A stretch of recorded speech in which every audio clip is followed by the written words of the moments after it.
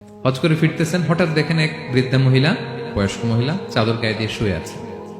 তো এটা অনেক বড় একটা কনভারসেশন, আমি কনভারসেশনটা আপনাদেরকে শোনাই। উনি কাছে গেলেন, যে সালাম দিলেন, আসসালামু আলাইকুম রাহমাতুল্লাহ। সালামের উত্তরে বৃদ্ধা মহিলা স্বাভাবিকভাবে উত্তর না দিয়ে একটা কোরআনের আয়াত তেলাওয়াত করলেন। তিনি তেলাওয়াত করলেন, সালামুন কাওলাম মির রাব্বির রহিম, মানে দয়াময় প্রতিপালক আল্লাহর পক্ষ থেকে তোমার প্রতিও সালাম। এটা একটা কোরআনের আয়াত, কিন্তু এটা দিয়ে উত্তর হয়ে যায় সালামের। কি বলেন? আচ্ছা, গেল। এবার আব্দুল্লাহ ইবনে মুবারক জিজ্ঞেস করলেন, মাযা তাসনাঈনা ফি হাযাল মাকান, এখানে কি করেন আপনি, কি করতেছেন একা একা?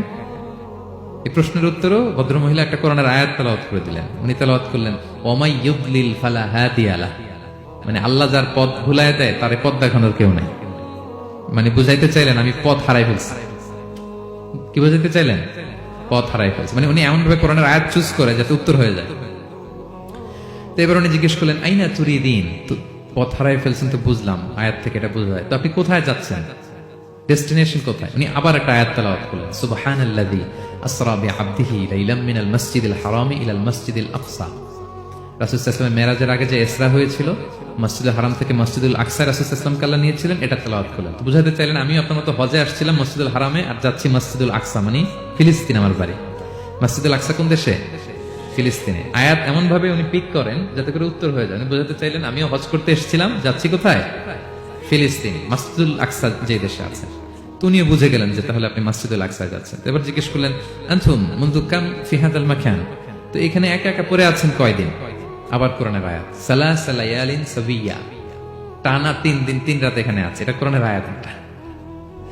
আবার জিজ্ঞেস করলেন উনি, মা আরা মাআকি তাআমান তাকুলিন, তো একা যে পড়ে আছেন আবার 3 দিন, তো আপনি খাচ্ছেন কি, বেঁচে আছেন কিভাবে? ভদ্রমহিলা আবার একটা আয়াত তেলাওয়াত করে দিলেন। তিনি পড়লেন, হুয়া ইউতঈমুনি ওয়া ইউসকিন, ইব্রাহিম আলাইহিস সালামের কথা, যে ওই আল্লাহ তাআলাই আমারে খাওয়ায়, আল্লাহই আমাকে পান করায়। আল্লাহ তাআলা ব্যবস্থা করেছেন আমার। এইবার উনি অবাক হচ্ছেন, আমি এত বড় মুহাদ্দিস আব্দুল্লাহ ইবনে মুবারক ইমাম বুখারীর উস্তাদ, আমি স্বাভাবিকভাবে কথা বলি আর যাই প্রশ্ন করি একটা আয়াত তেলাওয়াত করে দেয় আর ওটা দিয়ে উত্তর হয়ে যায়। কি মহিলার সন্ধান পেলাম? তো উনি বলতেছে, ফাবি আইয়ি শাইইন তাতাওয়াদ্দাইন, 3 দিন যে এখানে আছেন মরুভূমির বালুর মধ্যে, ওযু করেন কিভাবে? উনি আবার একটা আয়াত তেলাওয়াত করলেন, ফা ইন লাম তাজিদু মাআন ফাতায়াম্মামু সাঈদান তাইয়িবা, না আল্লাহ আয়াতে বলেছেন যদি তোমরা পানি না পাও পবিত্র মাটি দিয়ে তায়াম্মুম করে নিও। তো বুঝাতে চাইলেন পানি নাই তো কি হয়েছে, বালু তো আমি তায়াম্মুম করে নামাজ পড়ি। আল্লাহু আকবার। এবার উনি বললেন, ইন্না মাইয়া তাআমান আলা তাকুলিন, আমার ব্যাগে তো কিছু খাবার আছে, আপনি কিছু খাবেন? আবার কোরআনের আয়াত, সুম্মা আতিম্মুস সিয়ামা ইলাল লাইল, আল্লাহ এক আয়াতে বলেছেন তোমরা রোজা ফজর থেকে শুরু করে সন্ধ্যা পর্যন্ত পূর্ণ করো। তো বুঝালেন আমি রোজা রাখছি। কি বুঝালেন? রোজা রেখেছি। এবার উনি একটু মাসালা খাটাইতে চাইলেন, ভাবলেন যে বুড়ি তুমি আমার সাথে শুধু কোরআন দিয়ে উত্তর দিচ্ছ, দাঁড়াও তোমাকে আমি আটকাইতেছি। উনি মাসালা খাটাইলেন যে ফাকুলতু লাহা লাইসা হাযা শাহরু রমাদান, তো রোজা রাখছেন মানে এটা তো রমজান মাস না, হজ করে ফিরতেছি আমরা জিলহজ মাসের শেষের দিক, কিসের রোজা? ওই মহিলা আবার একটা আয়াত তেলাওয়াত করলেন যে ওমান তাতাওয়া খায়রান ফা ইন্নাল্লাহা শাকিরুন আলিম, আমি রমজানের ফরজ রোজা তো রাখিনি, এখন আমি নফল রোজা রেখেছি। আয়াতের অর্থ হচ্ছে তোমরা নফল যা করো এগুলোর প্রতিদান আল্লাহ তোমাদের বুঝিয়ে দেবে। রমজান না ঠিক আছে জিলহজ, কিন্তু আমি কি রোজা রেখেছি? নফল রোজা। এইবার উনি ধরছেন মাসালা, এবার বলতেছে উবি হালান আল ইফতার ফিস সাফার, সফরে তো রোজা ভাঙা জায়েজ আছে, রোজা তো ভাঙা জায়েজ, খান একটু। এবার উনি কোরআন থেকে আবার তেলাওয়াত করলেন, ওয়া আনতা সুমু খায়রুল লাকুম ইন কুনতুম তা'লামুন, আল্লাহ যে আয়াতে বলেছেন যে সফরে রোজা ভাঙা জায়েজ আছে, ওই আয়াতের শেষে আবার আল্লাহ বলেছেন যদি রাখো সব বেশি পাবে। কেউ অসুস্থ হলে রোজা ভাঙবে, সফরে রোজা ভাঙবে, এই আয়াতের শেষে হচ্ছে ওয়া আনতা সুমু খায়রুল লাকুম ইন কুনতুম তা'লামুন, তবে রোজা যদি রাখো এটা ভালো যদি তোমরা বুঝতে। এবার উনি আর যাবে কোথায়? দিশেহারা হয়ে এবার জিজ্ঞেসই করে ফেলছে, লিমাদা লা তুকাল্লিমিনি মিসলা মা উকাল্লিমুকি, আচ্ছা মা এবার বলেন আমি আপনার সাথে যেভাবে কথা বলি আপনি এভাবে কথা বলেন না কেন? কিছু জিজ্ঞেস করলে কোরআনের আয়াত বলেন কেন? আমি কথা বলতেছি আপনি আমার সাথে এভাবে কথা বলেন, কিছু জিজ্ঞেস করলে কোরআনের আয়াত কেন? এইটার উত্তরে উনি আরেকটা কোরআনের আয়াত উনি পড়লেন, মা ইয়ালফিযু মিন কাওলিন ইল্লা লাদাইহি রাকীবুন আতীদ, আল্লাহ বলেছেন তোমরা মুখ দিয়ে যাই বের করো এটা লিখে রাখার জন্য 2 কাঁধে রাকীব আতীদ আছে, তুলে রাখে। তার মানে আমি যে তোমার সাথে কথা বলতেছি প্রত্যেকটাই তো রেকর্ডেড হয়, রেজিস্টার্ড হয়।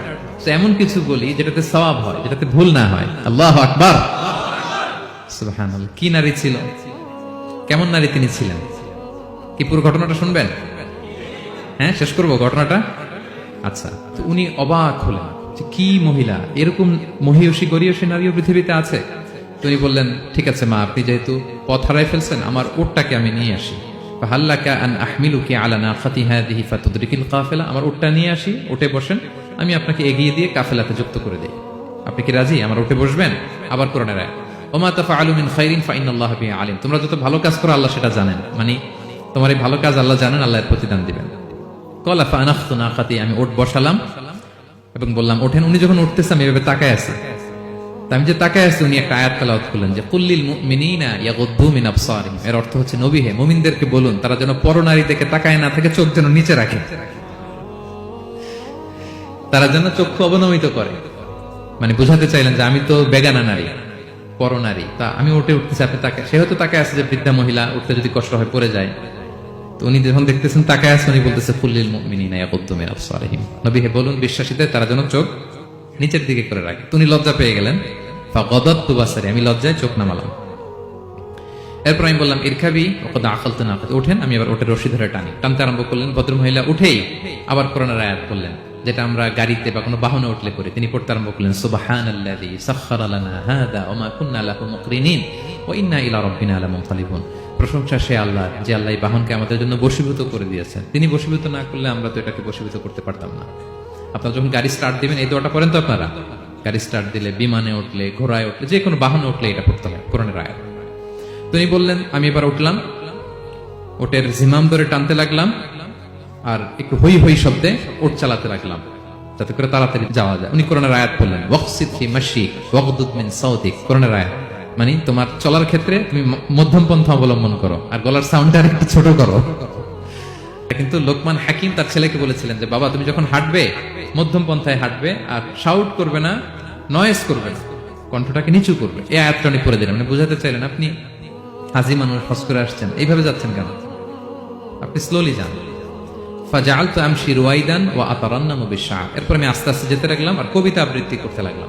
আরবদের অভ্যাস ছিল তারা শত শত লাইন কবিতা মুখস্থ পারত, দিনকে দিন